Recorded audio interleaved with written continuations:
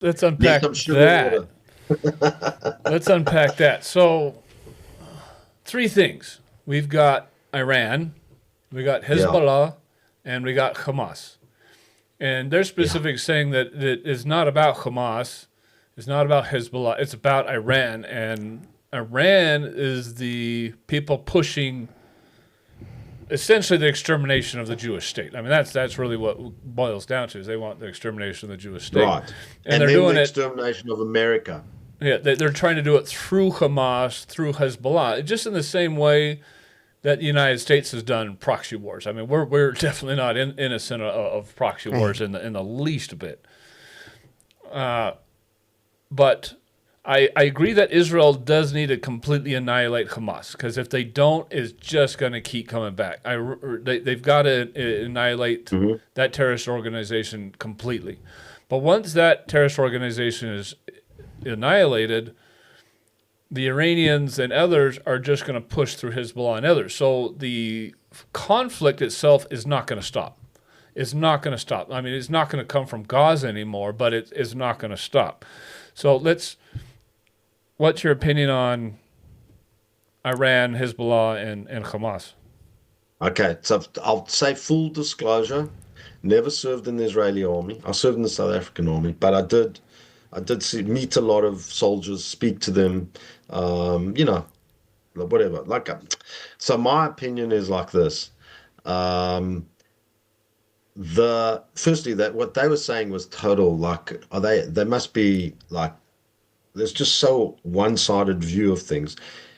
Israel's surrounded by rabid enemies. They're outnumbered by who knows how much. They're a small country. They're like, you know, and they like got all these enemies around them. You darn sure they have to do proactive attacks on people like Iran and all that. Okay, because if they don't, then you know they're sitting ducks.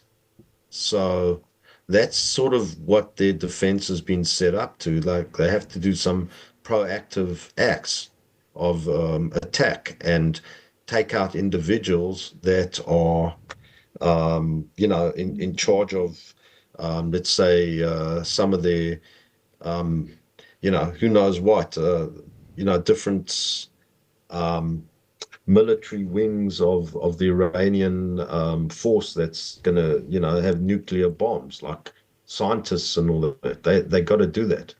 Otherwise, they'll have a nuclear bomb and they'll use it.